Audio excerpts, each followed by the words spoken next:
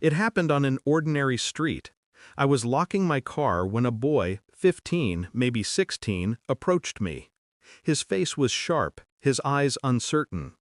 But it wasn't his features that froze me. It was the word that slipped from his mouth. Dad? My hand stopped on the door handle. My body locked. The world narrowed until only his voice echoed in my skull. He swallowed, glanced at the ground. I think, "You're my father." A cold tremor moved through me. My wife's voice, years ago, replayed in my head. He didn't survive. I'm sorry. He never took a breath. 15 years I carried that coffin in my chest. 15 years I mourned a ghost. Now the ghost stood breathing before me. I drove home with his words stabbing at me. My son, alive, not dead. When I confronted him gently, he told me pieces. A name, a figure. $57,000. That was what she sold him for. Sold. The word burned. I thought back to that night, her tears, the sterile hospital light, the way she clutched my hand and whispered apologies. I buried my grief in silence. I let her hold the narrative. She had controlled it so perfectly I never questioned, until today. That evening she set the table as if nothing had shifted. Her smile was polished, her hands steady. But I watched differently now. I studied the tremor beneath her calm. She knew. And suddenly every late night, every quiet phone call, every unexplained deposit made sense. My wife hadn't lost a child, she had sold one. I didn't accuse, not yet. Instead, I built a case, quietly, methodically. First, DNA.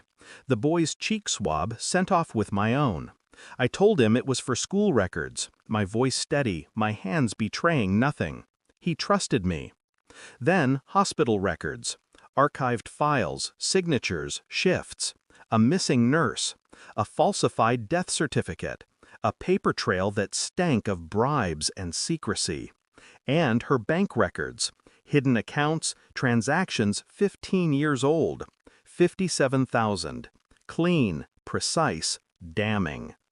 At dinner, I smiled across the table. She poured wine, spoke of neighbors, vacations, the future. I nodded, but inside I cataloged every lie that dripped from her tongue. I became two people, the calm husband and the man counting down the seconds to revelation. The days stretched, heavy with silence. Nights became rehearsals in my head. How I would look at her, what I would say. I let her live her lie a little longer. It made the betrayal sharper. The DNA results arrived on a gray morning. Positive. 99.9%. He was mine. I waited until evening. I set the folder on the table between us. No words, just paper. She glanced, then froze. Her fork clattered against porcelain. Her lips parted. A faint gasp. She tried to speak, but nothing came. Finally, she whispered, "You don't understand." I leaned back, calm. My voice cut through her stammer. "I understand perfectly.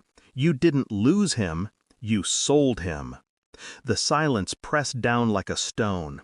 Her face collapsed into tears, but I felt nothing, only clarity. I placed the second folder beside the first.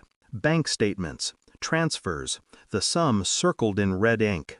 Her eyes darted over the pages. She shook her head. "Please," I interrupted. "You traded blood for money. You made me bury a child who wasn't dead." Her hands trembled. She reached for me, desperate. I didn't move. I said quietly, "He knows the truth now, and soon, so will everyone else." The power shifted in that moment. She was no longer my wife. She was an exposed fraud, stripped bare under the weight of evidence. I didn't shout. I didn't rage. My calmness destroyed her more than anger ever could. That night, I sat alone in the dark. No drink, no distraction, just silence. I thought about the boy, my son. 15 years stolen, traded for a price. He would never know the father I should have been, but he would know the truth. She would live with her ruin. Every friend, every relative, every glance at her reflection would remind her. The lie she built had collapsed, and I was the one who pushed the first stone. I felt no pity, no forgiveness, only release. The past had been buried under a false grave. Tonight, I dug it up and left her standing in the wreckage. I had mourned a child that never died. Now she would mourn the life she thought she owned. And I, finally, would sleep. Thanks for watching. Don't forget to like, share, and comment. Subscribe now to Cheating Stories Insight World for more amazing stories.